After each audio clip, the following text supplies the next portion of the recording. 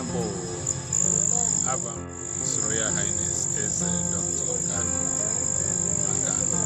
Eze Otusi Aro Kingdom, Abia State, Nigeria.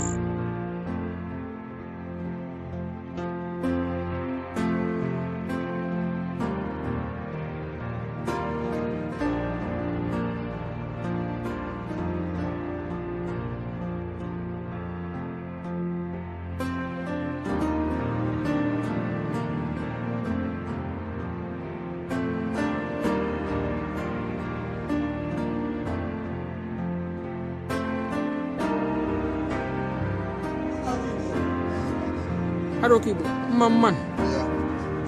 Igbo bi Mamman. Ndewo no.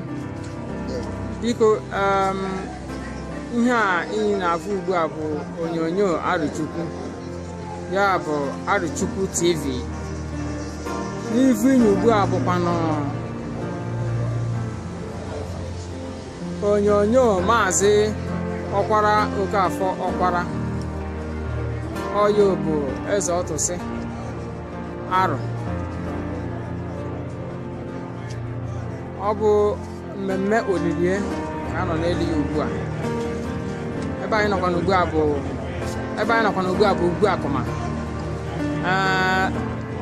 Anyị abịala n'ụlọ ya ugbu a.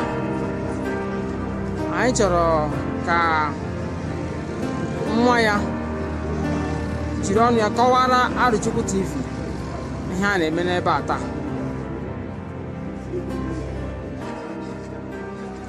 Maazị ndewo. Biko ebe ị nọ ugbu a bụ na Arochukwu TV, onyonyo Arochukwu. Biko anyị chọtụrụ ịma onye bụ na ihe a na-eme ebe a taa.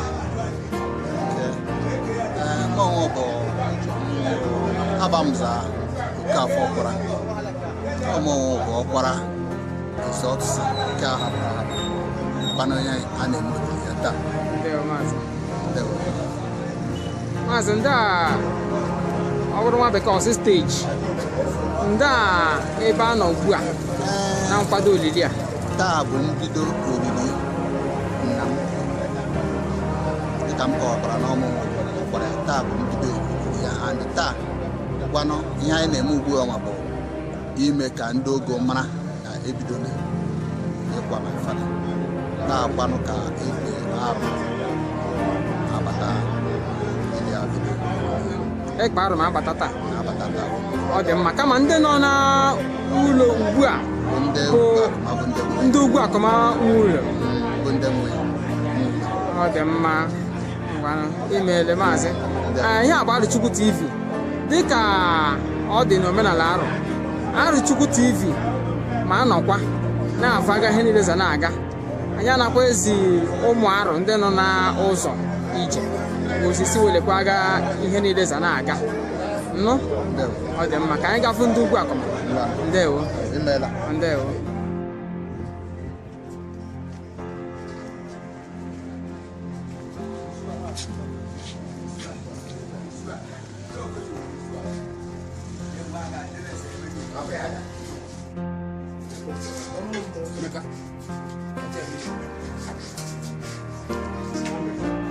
So ugwu akụma Mamman. Ugwu akụma Mamman. Hapụ bi Mamman. Biko ihe a bụ onyonyo Arochukwu. Ya bụ Arochukwu TV. Ụmụ Aro chọrọ ịma ihe a na-eme n'ebe a taa. Anyị ma na ebe a bụ ụlọ Eze Otusi. Anyị chọrọ ịma ihe a na-eme ebe a taa. Biko Eze Ogo, biko ka Arochukwu gị ihe a na-eme ebe a taa ka ị kọwatụrụ anyị ndị atụ ihe a na-eme ebe a taa Maazị.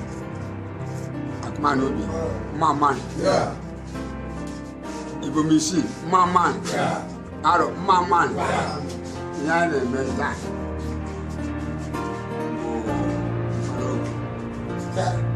mkpara ogo ugwu akụma. A na-eziri na anọ anyị na-ezuru n'ebe a na-eme onye na-eme mkpara oge ahụ maazị ọkwara Okafọ bụ Eze Otusi Aro onye anọ taa maazị ọkwara Okafọ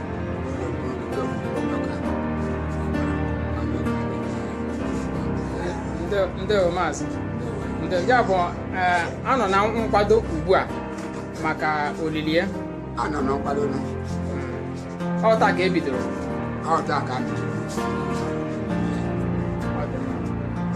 maazị ndewo Arochukwu TV ma na-abịakwa dịka emume a na-aga.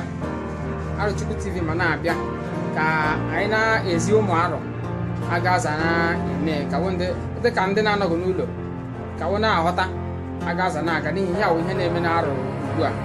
Ọ wee Eze Otusi Aro ka ọ bụ anyị niile ka ọ gbasara. Ndewo. Dịka aga omenala arụzadị ugbu a ka ekpe arụ batara ezi Eze Otusi chimgbe abalị adawana na-ebibighị mgbe anyị ma aga ugbu a ka anyị mee eze Ibom isii nọkwa n'ebe a ugbu a anyị gbaa ya ajụjụ ọnụ ka ọ kọwatụrụ anyị ihe a na-eme n'ebe a ugbu a.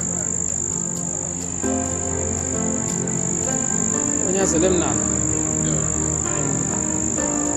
biko ihe a bụ Arochukwu TV ụmụ arụ na nwa ele ya ugbu a biko anyị chọtara ka ị kọwatụrụ anyị na nkenke ọnọdụ ya nọ ebe a na mgbe abalị a.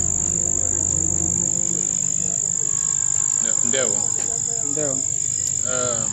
Ọnọdụ ya nọ ihe anyị ji nọkọta ebe a taa maka Eze Otusi Aro. Eze Otusi na bekee ya bụ spiritual leader na kingdom ka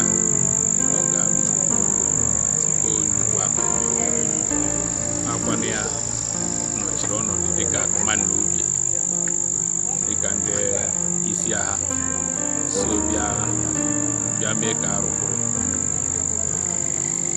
akwanụ Eze Otusi nwụrụ anwụ bụ eze onye ya ọgbara ya bụ Eze Otusi Aro nke ụmụ arụ niile ma ọ nwụọna and ya nọkọtara ebe a bụ ili ya dịka aga ndị arụzi eli mmadụ n'ụzọ omenala ekwe ka anyị dubatara n'isi dịka aga na-aza eme ya tata iri na abụọ a na-asị ya 12 AM mgbe a ka ekwenye ụzụ akwa ada ịkwa mmadụ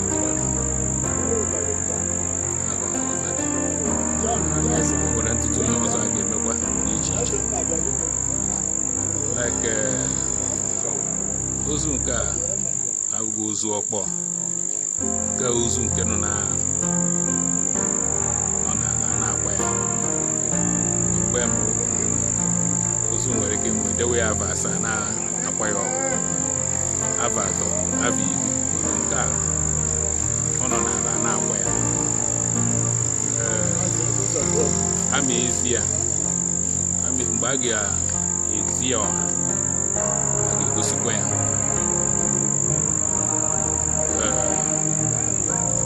ihe dịka ugwu a 28 a ga-ezi ya ekpete unu ma kpọkọ ekpe n'ụlọ dị iche iche dịka ha ga nwanne echi before ezigbo ekpete unu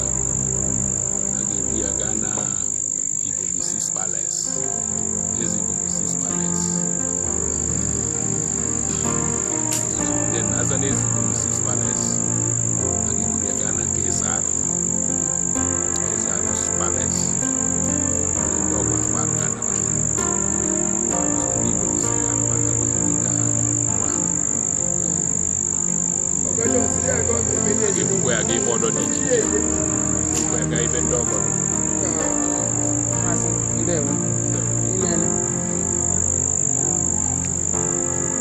ka m bụ ifu ndị ebe ọ na ebe a agba na-atọrọ ebe a agba na-atọrọ Maazị ndewo nụ